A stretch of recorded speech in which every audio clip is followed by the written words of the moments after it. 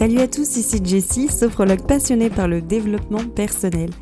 Je suis ravie de vous accueillir ici dans un espace de partage dans mon podcast Médite ton univers. Aujourd'hui, je vais vous parler d'un sujet qui est très important pour moi et très sensible, qui nous touche tous à un moment donné ou un autre de notre vie, c'est bien sûr la santé mentale. Alors je sais que ça peut faire un peu peur d'en parler pour certains, mais pourquoi est-ce que ça devrait être un tabou ? Pourquoi on a tous cette injonction à chercher à cacher notre mal-être ou nos émotions négatives, et pourquoi on n'arrive pas à faire un pas vers le bien-être personnel lorsqu'on est au fond du trou ? Comment peut-on parler sans honte et auprès de qui ? Est-ce que c'est auprès de ses proches ou auprès d'un professionnel ? Parce qu'il y a plein de façons de se sentir mieux et parfois on n'a pas besoin de rentrer dans le cliché du « j'ai honte d'aller voir un psy » et de se dire qu'on a besoin d'aide extérieure. Du coup, on va aussi aborder l'impact que ça a sur notre corps physique, notre esprit et pourquoi il existe des solutions qui ne sont pas forcément celles qu'on imagine. Les effets du stress, de l'anxiété et de la dépression sur le corps. Alors le stress, l'anxiété, la dépression, les burn-out et j'en passe, toutes ces maladies dites mentales, elles sont devenues beaucoup trop courantes de nos jours. Alors oui, il y a celles et ceux qui ont compris leur mal-être et qui se tournent vers les nouvelles alternatives du bien-être, toutes ces nouvelles thérapies, mais il y a ceux aussi qui n'ont pas eu la chance d'avoir cette prise de conscience et qui sombrent parfois seuls dans un trou et ensuite un tourbillon infernal. Parfois ça reste juste une phase de sa vie et on s'en sort. Et pour d'autres, arrive un terrible drame, jusqu'à aller parfois à l'acte du suicide. Alors mon but ici, c'est de réussir à éveiller les consciences et que peut-être un jour, en écoutant ce podcast, tu réussiras à faire la démarche, soit de te faire aider, soit de trouver une solution autonome qui te relèvera en douceur. Une chose que je dis souvent, la vie n'est pas linéaire. Il est tout à fait normal de ne pas bien être dans sa tête tous les jours. Vous avez le droit d'être stressé ou d'être mal, c'est tout à fait normal. N'ayez pas honte d'être dans cette phase de mal-être. Vous êtes un humain, on est tous pareils. On est tous dotés d'une sensibilité et d'émotions et personne, je dis bien personne, est toujours bien dans sa vie tous les jours et 365 jours de l'année. On a tous, et personne ne peut dire le contraire, vécu à un moment donné dans notre vie une phase de mauvais mood, une phase de dépression, une phase de stress intensif ou d'anxiété intensive. Je veux que vous compreniez que c'est normal de ne pas aller bien. Alors maintenant, le but c'est de vraiment comprendre comment réussir à identifier ces phases de mal-être et ensuite de trouver des solutions pour s'en sortir. Il faut savoir que chaque émotion lourde affecte notre santé physique. Je vais vous donner un exemple de mon expérience personnelle. Quand j'étais petite, j'ai toujours eu ce sentiment d'être à part, d'être hypersensible, et donc j'étais quelqu'un de très très stressé pour vraiment tout et n'importe quoi. Donc enfant, on ne se rend pas compte de tout ça et en plus, on parlait pas autant des émotions qu'on en parle aujourd'hui. On nous expliquait pas comment identifier nos émotions en nous, alors qu'aujourd'hui, il y a plein d'instituteurs, il y a plein de livres, il y a plein d'outils qui expliquent aux enfants, et aussi des nouvelles méthodes d'apprentissage maternel, comment identifier leurs émotions. Et ça, je trouve ça génial. Moi, mon truc, c'est que je me suis renfermée sur moi-même, et mon corps, il me parlait à ce moment-là. Et il me disait quoi ? Il me disait, ok, je vais t'envoyer un signal physique pour que tu comprennes qu'il faut que tu sortes de là. Et j'ai eu des otites à répétition. J'entendais mal, donc je restais dans cette timidité, dans cet enfermement. Et ensuite, j'étais dans un stress constant. J'avais honte envers les autres. Et s'en est suivi d'un engrenage. Ensuite, ado, j'ai développé un espèce de TOC, si on peut appeler ça comme ça. Certains d'entre vous me reprendront. Et je m'arrachais la peau des doigts. Pour d'autres, ça peut être manger ses ongles, mais moi, c'était la peau des doigts. Et oui, c'est cruel. Mais c'était un symptôme physique qui m'a alertée.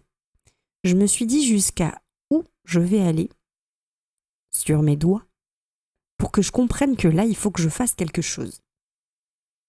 Alors, après, j'ai mis des années à me sortir de là. Et c'est que adulte que j'en suis arrivée à pouvoir contrôler et me libérer de ce stress, du coup, de par mes expériences personnelles. Donc tout ça pour vous dire que chaque histoire personnelle est complètement différente. D'ailleurs, si vous voulez me partager la vôtre dans les commentaires ou en privé, ce sera avec plaisir que je vous écouterai, que je vous lirai. Et bien sûr, chaque témoignage que vous mettrez en public peut aider d'autres personnes à s'identifier et à sortir et peut-être prendre conscience qu'il faut qu'ils prennent soin d'eux. Donc vous pouvez m'écrire sur mes réseaux sociaux mahana.univers.sophro. Alors généralement, adulte, on arrive à savoir que quand dans notre tête c'est trop, on ressent de la fatigue extrême, on a des douleurs, on a du mal à dormir, ou parfois des tendances plus dramatiques comme les addictions. Donc ça peut être la procrastination, donc parce que oui, le téléphone de nos jours ça devient une addiction. Pour d'autres ça peut être l'alcool, d'autres ça peut être la nourriture, et bien sûr j'en passe. Donc déjà c'est important d'identifier ces premiers symptômes et de trouver la première limite et de comprendre qu'il faut agir maintenant, même si vous minimisez les choses du type « ok, c'est que du stress, on en a tous les jours, c'est normal de stresser, tout le monde a ça, c'est pas grave, je vais pas en faire tout un plat, il y a des gens pires que moi. » Oui. Eh ben non, voilà, non. Chacun est différent et vous devez jamais vous dire que c'est rien. Le stress, il y a le bon stress et il y a le mauvais stress, mais quand vous ressentez du stress intensif, même si vous vous dites que c'est pas grand-chose, il faut réagir maintenant. Il y a des degrés différents et ça n'enlève pas le fait qu'à ce moment-là, vous devez prendre soin de vous. Tous les jours de votre vie, vous devez prendre 5-10 minutes pour prendre soin de vous. C'est très très important, plus important que de prendre son café le matin pour être bien réveillé. C'est la métaphore de la voiture. Imagine que ta voiture, elle commence à afficher un voyant moteur. Qu'est-ce que tu fais ? Est-ce que tu attends que ça passe ou est-ce que tu attends que le moteur lâche et que ça t'empêche d'avancer, que tu sens panne ? Ou bien tu fais partie de la team où tu vas au garage, tu cherches à comprendre ce qui va pas et avant que ça devienne un problème grave. Bien, ta santé mentale, c'est exactement pareil. Lorsque tu te sens stressé, anxieux, ou que tu commences à avoir des signes de dépression, d'anxiété, de stress intense, c'est comme si ton voyant moteur il s'allumait. Et là, c'est toi qui décides de savoir comment réagir face à ça. Est-ce que tu attends que ça dégénère et que ça te prenne par surprise en étant malade ? Ou est-ce que tu choisis d'aller chercher de l'aide, de comprendre ce qui se passe et d'éviter un accident qui pourrait avoir des conséquences sur le long terme ?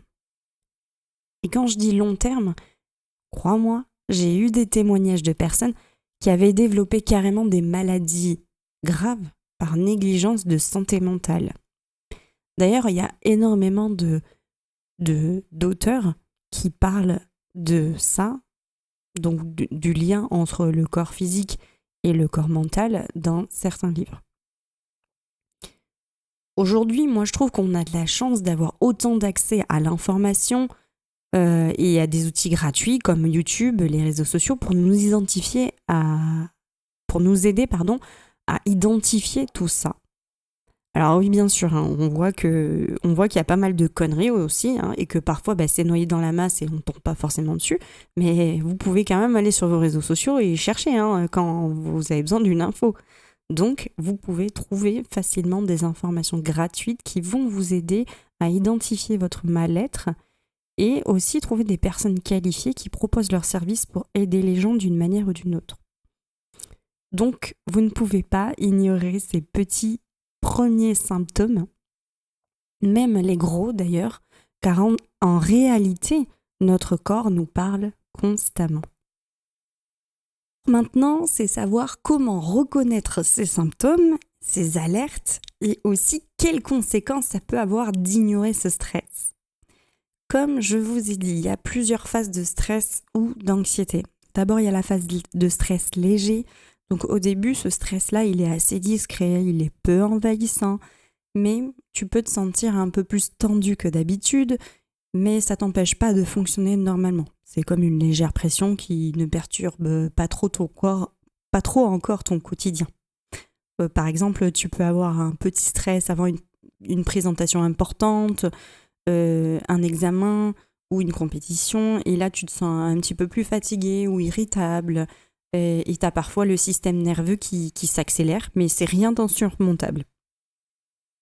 Ensuite, tu as la phase de stress modéré, donc là c'est un stress qui devient un peu plus fréquent, qui commence à affecter un peu plus ton humeur et ton énergie. Il peut durer plus longtemps et tu peux commencer à ressentir des signes physiques comme des tensions musculaires, de l'irritabilité ou de la fatigue. Tu peux avoir du mal à te concentrer, des tensions dans les épaules, des maux de tête légers et pour certains, tu peux te sentir plus nerveux, même dans des situations où t'es pas forcément stressé auparavant. Ensuite, il y a la phase de stress importante. Donc ce stress-là, il devient plus envahissant et constant. Tu te sens submergé tous les jours. Il affecte tes capacités à fonctionner normalement. Tu commences à avoir des problèmes de sommeil, des douleurs physiques persistantes. Donc ça peut être des tensions physiques. Tu peux avoir du mal à accomplir des tâches quotidiennes lambda. Par exemple, tu peux avoir une anxiété plus présente, une fatigue intense, des troubles du sommeil récurrents, des difficultés à te concentrer ou à prendre des décisions. Et parfois, tu te sens constamment surmené, comme si tu n'arrivais plus à respirer ou à avoir une pensée claire. Est-ce que ça te parle ? Après, il y a la phase de stress intense. Donc là, ce stress intense, il devient ingérable. Il affecte sérieusement ta santé mentale et physique. Il peut même entraîner des symptômes graves, comme des attaques de panique, des douleurs chroniques ou des troubles alimentaires. À ce stade, tu te sens complètement épuisé et tu es incapable de fonctionner normalement. Là, dans cette phase-là, tu peux avoir des crises d'angoisse régulières, de l'épuisement mental et physique et un sentiment de tristesse, de désespoir, et là vraiment tu sais plus quoi faire. Parfois, et même pour certains du coup, c'est l'isolement social, donc t'as tout le temps envie d'être seul, tu veux voir personne, t'as une grosse perte de motivation, t'as plus envie de faire quoi que ce soit, tu veux plus sortir, tu veux plus te faire plaisir, même dans les activités que auparavant tu adorais quoi. Après, en dernier, il y a la phase de stress extrême. Donc là, le burn-out, la dépression. Ce stress, il atteint son apogée. Il commence à avoir des effets graves sur ta vie. Tu as l'impression que ton corps et ton esprit ne fonctionnent plus du tout correctement et tu es incapable de faire face aux défis quotidiens. Tu peux être dans une phase de dépression sévère, avoir des idées noires, être incapable de faire fonctionner ton quotidien. Tu peux même avoir des difficultés à maintenir les tâches les plus basiques de la vie. Donc par exemple, faire la vaisselle, ranger ta chambre ou lancer une machine à laver par exemple. Et là, vraiment, il peut y avoir des problèmes de santé graves comme des troubles cardiaques ou des troubles du sommeil majeurs. Maintenant, que vous avez compris ces différentes phases. Qu'est-ce qu'on fait ? Comment on fait pour se sortir de là à chaque étape ? Parce qu'en fait, c'est là que ça devient important, c'est comme je vous disais pour la voiture, c'est savoir comment réagir en fonction de où on en est. Alors, pour le stress léger, si on est dans la phase légère, la première chose à faire, c'est d'écouter son corps et de ne pas ignorer les signes. Ça peut être aussi simple, c'est par exemple prendre quelques minutes pour respirer profondément, faire une petite pause, sortir marcher un petit peu, prendre du bon temps. Le but ici, c'est de ralentir avant que ça ne prenne trop d'ampleur. Prendre vraiment quelques minutes de calme dans la journée, le matin, le midi, le soir par exemple, c'est déjà un pas vers le mieux. Ensuite, pour le stress modéré, là, le stress commence à être un peu plus présent, donc il faut commencer à intégrer des pratiques quotidiennes pour le gérer. Du coup, tu peux essayer la méditation, la sophrologie, la musicothérapie ou faire du sport ou des activités qui te passionnent comme l'art, le dessin par exemple. Donc il y en a plein hein, et chacun fait ce qu'il aime, surtout. Le but ici, c'est de se mettre des petits rituels quotidiens, vraiment des rituels qui, à force, te permettront de décharger tout ce qui s'accumule. Et à ce stade, il ne faut pas oublier qu'il est important de revoir tes priorités, d'apprendre à dire non, et de te ménager, et de prendre des moments juste pour toi, mais vraiment rien que pour toi. Après, pour le stress intense, si tu en arrives à ce stade où ça devient vraiment difficile à gérer, où ça te prend au corps et à l'esprit, et il est vraiment le temps de prendre des mesures sérieuses.